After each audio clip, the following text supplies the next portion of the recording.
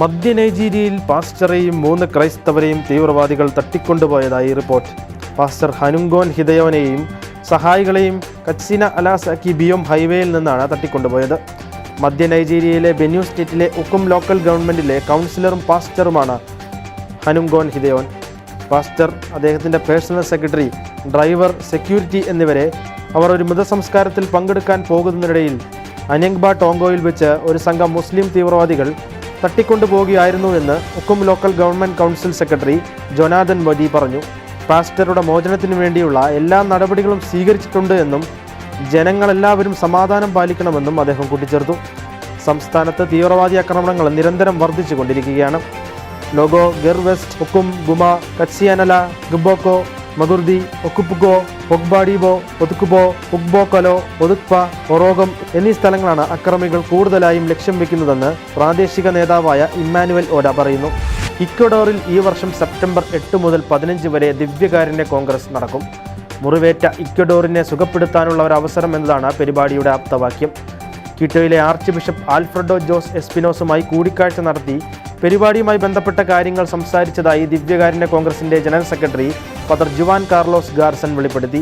രാജ്യത്തെ ബാധിച്ച ആഭ്യന്തര യുദ്ധം രാജ്യത്തിൻ്റെ അന്താരാഷ്ട്ര പ്രതിച്ഛായയ്ക്ക് കളങ്കമാണെന്നും ഈ അവസ്ഥയിൽ ആളുകളിൽ പ്രതീക്ഷയും ആവേശവും നിറയപ്പെടാൻ പരിപാടി കാരണമാകുമെന്നും അദ്ദേഹം പറഞ്ഞു. 6 കന്യാസ്ത്രീകളെ തട്ടിക്കൊണ്ടുപോയി. Congregation of sisters of saint and സന്യാസ സഭാംഗങ്ങളായ 6 കന്യാസ്ത്രീകളെ തട്ടിക്കൊണ്ടുപോയതായി റിപ്പോർട്ട്. ഹെയ്ത്തിയിലാണ് കന്യാസ്ത്രീകൾ സഞ്ചരിച്ച വാഹനം ഉൾപ്പെടെ തട്ടിക്കൊണ്ടുപോയത്. ഇവർക്കൊപ്പമുണ്ടായിരുന്ന മറ്റ് യാത്രക്കാരെയും ബന്ദികളാക്കിയതായി റിപ്പോർട്ടുണ്ട്. ഹെയ്ത്തിയുടെ തലസ്ഥാനമായ പോർട്ട് ഓഫ് പ്രിൻസിനെ നിയന്ത്രിക്കുന്ന സംഘമാണ് തട്ടിക്കൊണ്ടുപോകലിൻ്റെ പിന്നിലെന്ന് സംശയിക്കപ്പെടുന്നു. കന്യാസ്ത്രീകളെ തട്ടിക്കൊണ്ടുപോയതായി Haiti archbishop Max Leroy Mesidor സ്ഥിരീകരിച്ചിട്ടുണ്ട്. ഗാസയിൽ നടന്ന 25,000 മരണങ്ങളിൽ 70% വരെ സ്ത്രീകളും കുട്ടികളുമാണെന്ന് വ്യക്തമാക്കി UNICEF vice director general Ted Chaiban. മാനുഷിക സാഹചര്യം വിലയിരുത്തുന്നതിനായി അടുത്തിടെ നടത്തിയ 3 ദിവസത്തെ സന്ദർശനത്തിന് ശേഷം പുറത്തിറക്കിയ റിപ്പോർട്ടിലാണ് ഈ വെളിപ്പെടുത്തൽ. സംഘർഷത്തിൻ്റെ ഫലമായി ഗാസയിലെ ജനസംഖ്യയുടെ ഏതാണ്ട് 85%, അതായത് 1.9 ദശലക്ഷത്തിലധികം ആളുകൾ ഇപ്പോൾ കുടിയൊഴിപ്പിക്കപ്പെട്ടിരിക്കുന്നുവെന്നും അവർ ഭയാനകമായ ജീവിത സാഹചര്യങ്ങൾ നേരിടുന്നുവെന്നും ടെഡ് ചൈബാൻ ചൂണ്ടിക്കാട്ടി. കുട്ടികളെ ബാധിച്ച ഉദരസംബന്ധമായ രോഗാവസ്ഥകളിലും കുട്ടികളുടെ പോഷകാഹാരക്കുറവിലും അസുഖങ്ങളിലുമുണ്ടായ ഗണ്യമായ വർധനവ് സ്ഥിതി അതിവേഗം വഷളാക്കുന്നുവെന്നും അദ്ദേഹം വ്യക്തമാക്കി. കടുത്ത തണുപ്പിനെയും വകവയ്ക്കാതെ ജീവന്റെ സംരക്ഷണത്തെ മുറുകെ പിടിക്കുന്ന 51ാമത് മാർച്ച് ഫോർ ലൈഫ് റാലിയിൽ പങ്കെടുത്തത് ആയിരങ്ങൾ. കഴിഞ്ഞ ദിനം US-ൽ നടന്ന റാലിയിൽ പങ്കെടുക്കാനെത്തിയവർ ഉയർത്തിക്കാട്ടിയ വളരെ രസകരവും എന്നാൽ അതിലൂടെ വലിയ ഹൃദയസ്പർശിയായ സന്ദേശങ്ങൾ പൊതുസമൂഹത്തിന് കൈമാറുന്ന അനേകം പ്ലക്കാർഡുകളാണ് ഇപ്പോൾ സോഷ്യൽ മീഡിയയിൽ വൈറലാകുന്നത്.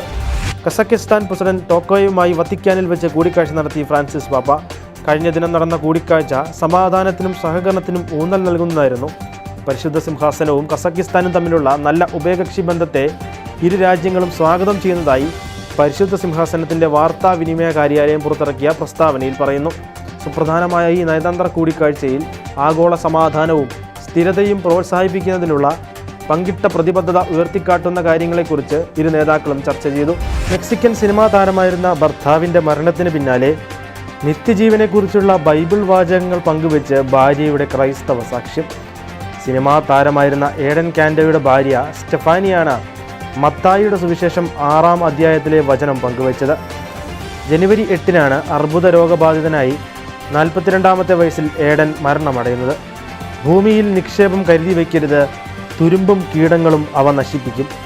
കള്ളന്മാർ തുരന്ന് മോഷ്ടിക്കും, എന്നാൽ സ്വർഗത്തിൽ നിങ്ങൾക്കായി നിക്ഷേപങ്ങൾ കരുതി വയ്ക്കുക. അവിടെ തുരുമ്പും കീടങ്ങളും അവ നശിപ്പിക്കുകയില്ല, കള്ളന്മാർ മോഷ്ടിക്കുകയില്ല. നിങ്ങളുടെ നിക്ഷേപം എവിടെയോ അവിടെയായിരിക്കും നിങ്ങളുടെ ഹൃദയവും എന്ന വചനഭാഗം ഏഡൻ കാൻഡോയുടെ ഭാര്യ സ്റ്റെഫാനി തൻ്റെ ഇൻസ്റ്റഗ്രാം അക്കൗണ്ടിൽ പോസ്റ്റ് ചെയ്യുകയായിരുന്നു. എന്നും എൻ്റെ നിധിയായ ഏഡൻ, ഉടനെ കാണാം എന്ന വാചകവും ഹൃദയരൂപത്തിലുള്ള ഒരു ഇമോജിയോടൊപ്പം പോസ്റ്റിൽ ഉൾപ്പെടുത്തിയിരുന്നു. സത്യസഭയെ അനുദിനം അറിയുവാൻ, സഭയെ സ്നേഹിക്കാൻ സൺഡേ ശാലോം യൂട്യൂബ് ചാനൽ ഇപ്പോൾ തന്നെ സബ്സ്ക്രൈബ് ചെയ്യുക.